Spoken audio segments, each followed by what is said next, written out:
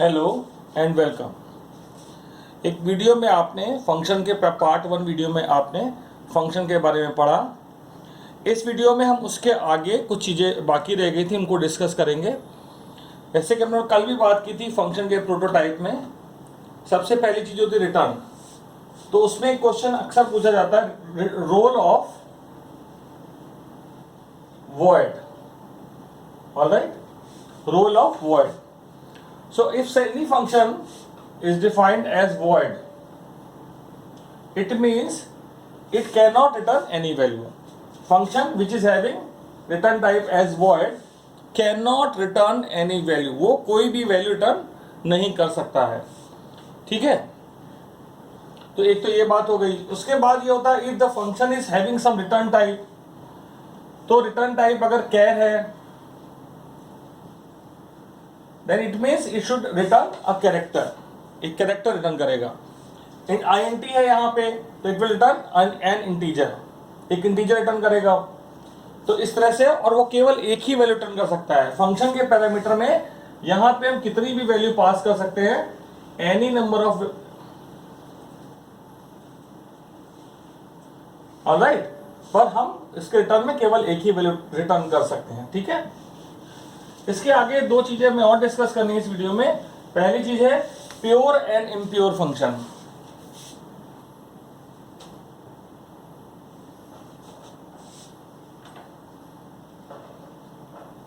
Alright, pure function क्या होता है और इम्प्योर फंक्शन क्या होता है। तो अगर किसी फंक्शन को हम कोई भी वैल्यू पास करते हैं, when we give any value to the function and the function do not change the state of the object, then it is called pure function. So किसी फंक्शन को हमने कोई भी वैल्यू दी और वो उसकी स्टेट को चेंज नहीं कर रहा है। फॉर एग्जाम्पल हमने बनाया फंक्शन सम और हमने वहां पे उसको एक इंटीजर ही दिया, दो इंटीजर दिए, और वहां पे हमने तीसरे वेरिएबल में x और y को ऐड कर दिया, कुछ भी किया, पर कहीं भी एक्स वाई रिमेन अनचेंज्ड। कहीं भी हमने एक्स वाई की वैल्यू को चेंज करने की कोशिश नहीं की है, तो हम ये कहेंगे कि ये सम फंक्शन जो है वो प्योर फंक्शन है। दूसरा केस, अगर हमने एक फंक्शन लिया, उसमें एक वेरिएबल दिया और उस प्रोग्राम में उस वेरिएबल की वैल्यू को हम चेंज कर रहे हैं और कुछ भी कर रहे हो, तो अगर इस पैरामीटर में जो हमने वेरिएबल दिया है उसकी वैल्यू को अगर हम चेंज कर रहे हैं, तो हम ये कहेंगे कि ये इम्प्योर फंक्शन है। इम्प्योर फंक्शन कौन से होते हैं? Impure functions are those function which change the state of the object which is received as the parameter. तो इम्प्योर फंक्शन वो है, उनको जो भी पैरामीटर दिया गया है उसकी वैल्यू को वो चेंज कर रहे हैं। ऑलराइट, तो ये हो गया आपका प्योर और इम्प्योर फंक्शन। आगे बहुत इंपॉर्टेंट है कॉल बाय वैल्यू और call by reference.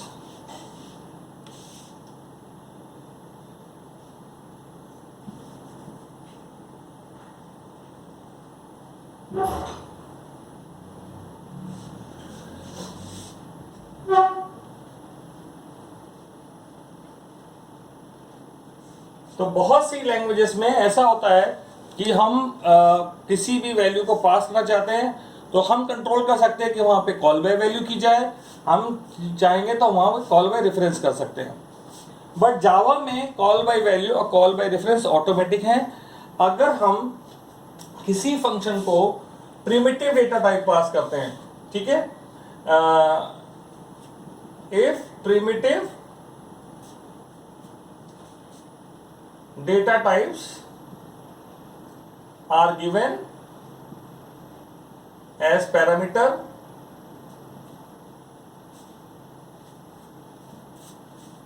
then call by value will take place.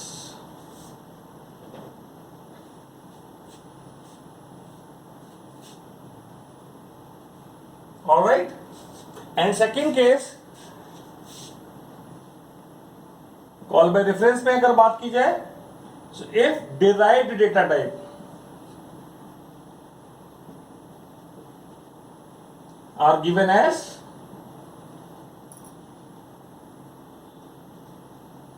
parameter, then what will happen? Call by reference will take place. ठीक है, तो प्रिमिटिव डेटा टाइप अगर हमने पास किया है पैरामीटर में तो कॉल बाय वैल्यू होगा, रेफरेंस डेटा टाइप अगर हमने पास किया है तो कॉल बाय रेफरेंस होगा। ठीक है, इट मीन्स व्हाट कि अगर हमने आईएनटी, कैरेक्टर, डबल ये सारी वैल्यू पास की हैं तो कॉल बाय वैल्यू होगा, और अगर हमने कोई एरे पास किया है, कोई ऑब्जेक्ट पास किया है, कोई स्ट्रिंग पास की है तो कॉल बाय रेफरेंस होगा। और डेटा टाइप्स में मैंने आपको वेरिएबल्स में बताया था एक एल वैल्यू और आर वैल्यू के बारे में।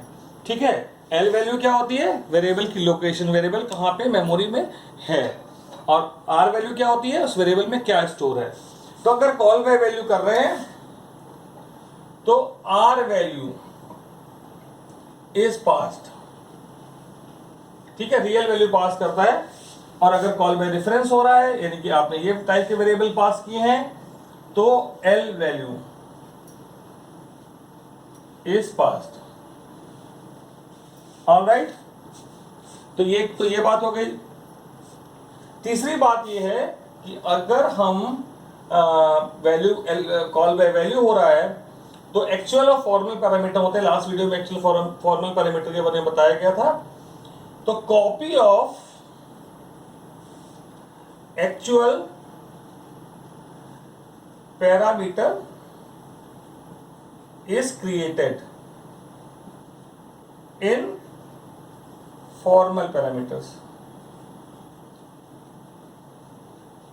यानी एक्चुअल पैरामीटर यूज नहीं हो रहे हैं, एक्चुअल पैरामीटर की कॉपी क्रिएट हो रही है फॉर्मल पैरामीटर में, यानी फंक्शन के पास एक्चुअल पैरामीटर की कॉपी रहेगी, वो कॉपी यूज होगी।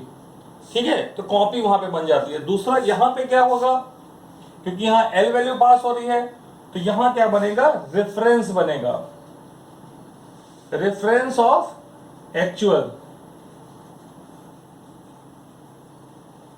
Parameter is created in formal parameters. अगर आपसे 2 नंबर का क्वेश्चन पूछा जाता है तो आप 2 ही पॉइंट लिखेंगे, पर ये सारे पॉइंट आपको पता होने चाहिए क्योंकि ये प्रोग्रामिंग में, लॉजिक में यूज होते हैं। अब सबसे इंपॉर्टेंट पॉइंट है कि ये जो तीसरा पॉइंट है इसकी कॉन्सिक्वेंसेस क्या है, इससे फर्क क्या पड़ रहा है, कॉपी पास करें कि रेफरेंस क्रिएट करें, उससे उस पर क्या फर्क पड़ता है प्रोग्राम पे। तो उसको हम लोग एक डायग्राम के थ्रू देखते हैं पहले। तो अगला पॉइंट, 4th पॉइंट जो उसमें समझने लायक है, और हम लोग एग्जाम्पल भी देखेंगे दोनों के। तो जब कॉपी क्रिएट कर ली हमने कॉल बाय वैल्यू में, किसी की हमने क्या कॉपी क्रिएट हो ही जाती है।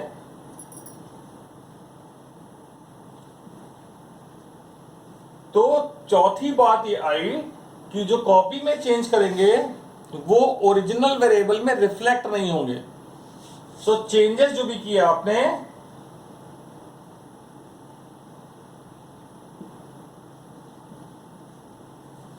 Changes made in function do not reflect in original, या ओरिजिनल को हम बोल देते हैं एक्चुअल पैरामीटर।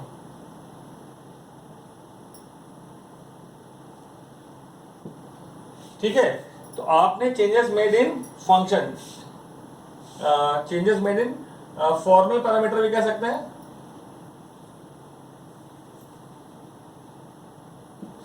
ठीक है, जो फंक्शन के अंदर बने हुए हैं उसमें जो भी चेंजेस कर रहे हैं वो रिफ्लेक्ट नहीं हो रहे हैं।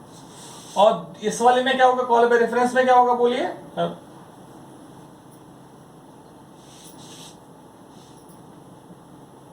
रेफरेंस का मतलब क्या हुआ? Same thing is used with another name.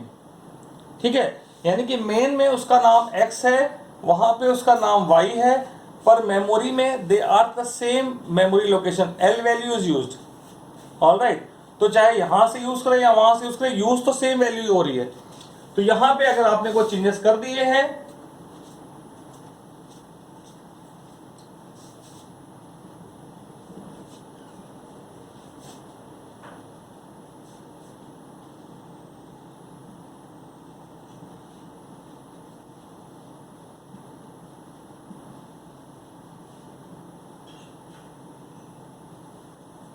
वो एक्चुअल पैरामीटर में रिफ्लेक्ट होंगे। ठीक है, वो एक्चुअल पैरामीटर में रिफ्लेक्ट होंगे। तो ये 4 पॉइंट इसमें है, इसको हमें समझना जरूरी, पता होना चाहिए। अब हम लोग थोड़े से आउटपुट करेंगे जो इसी पे बेस्ड होंगे। ऑलराइट,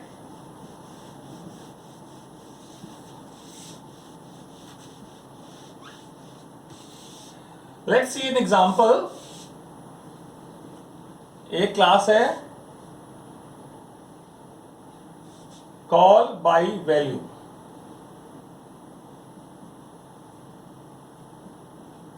इसमें एक फंक्शन बनाया गया है चेक। ठीक है, चेक में हम एक x और y दो वेरिएबल को पास कर रहे हैं। यहां पे हमने x y की वैल्यू को डिस्प्ले कर दिया,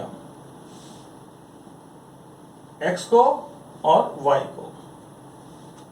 ठीक है, इसके बाद हमने यहां पे एक वेरिएबल लिया t और हमने इनकी वैल्यूज को आपस में इंटरचेंज करा और फिर डिस्प्ले कर दिया।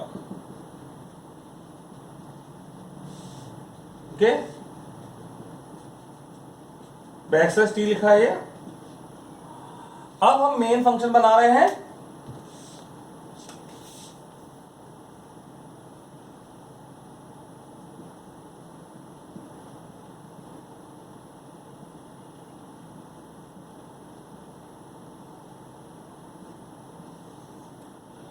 मेन में मैंने दो वेरिएबल लिए, a जिसकी वैल्यू 10 ली है, b उसकी वैल्यू 5 ली है।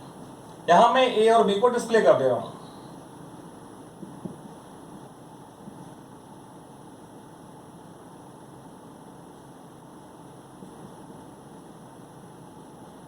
a और b की वैल्यू को डिस्प्ले करने के बाद मैंने इस चेक फंक्शन को कॉल किया।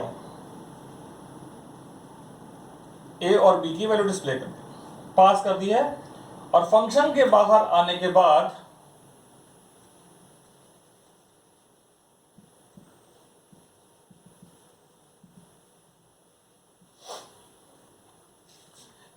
a और b को फिर से डिस्प्ले कर दे रहे हैं। अब ये फंक्शन क्योंकि स्टैटिक है इसलिए हम यहां पे ऑब्जेक्ट का नाम नहीं लगा रहे, कोई ऑब्जेक्ट नहीं क्रिएट किया गया। ऑलराइट,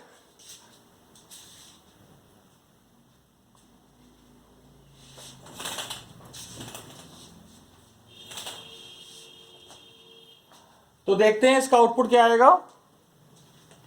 सबसे पहले मेन में a और b की वैल्यू 10 और 5 है। जैसे ही ये स्टेटमेंट एग्जीक्यूट हुआ उसने डिस्प्ले कर दिया 10 and 5।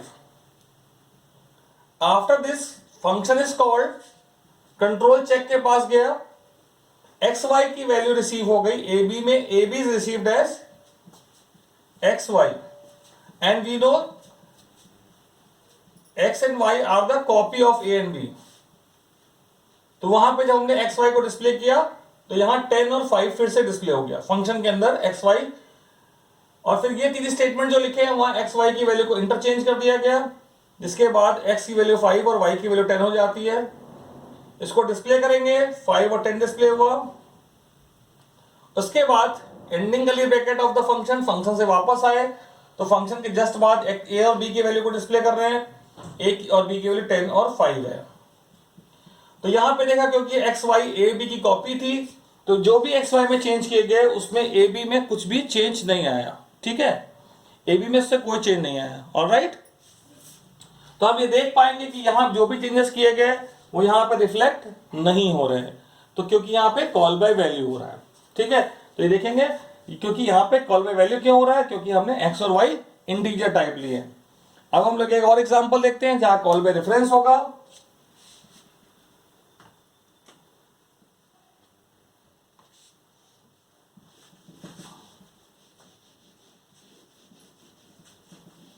कॉल बाय रेफरेंस में मैं क्या कर रहा हूं, एक स्ट्रिंग पास कर दे रहे हैं।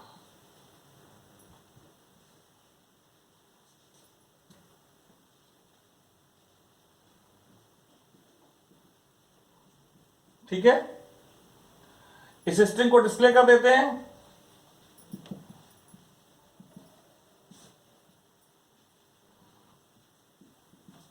इसके बाद इस स्ट्रिंग में चेंज कर देते हैं। क्या चेंज कर रहे हैं हमने कहा s equal to s dot to upper case,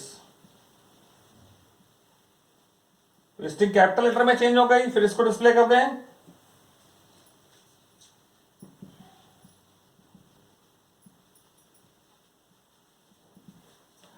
main में भी चेंज करना पड़ेगा। यहां पे प्रिमिटिव डेटा टाइप की जगह मैंने एक स्ट्रिंग ले ली है str, जहां पे मैंने लिखा है स्मॉल लेटर में हेलो। हेलो को डिस्प्ले कर रहे हैं,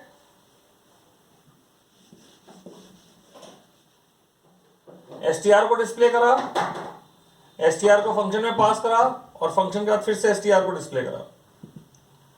तो यहां पे क्या होगा, सबसे पहले जैसे ही फंक्शन चालू हुआ तो सबसे पहले स्ट्रिंग str में हेलो स्टोर हो गया। जब str डिस्प्ले करेंगे तो हेलो डिस्प्ले होगा, ठीक है। तो ये str है जहां पे हेलो है। फिर फंक्शन कॉल हुआ, str को सेंड किया, चेक में str is received as s।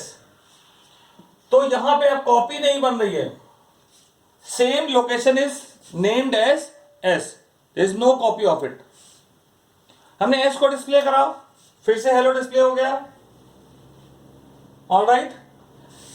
फिर ये जो स्टेटमेंट है s equal to s dot to upper case, इससे हेलो s की वैल्यू चेंज हो गई और ये हो गया कैपिटल L,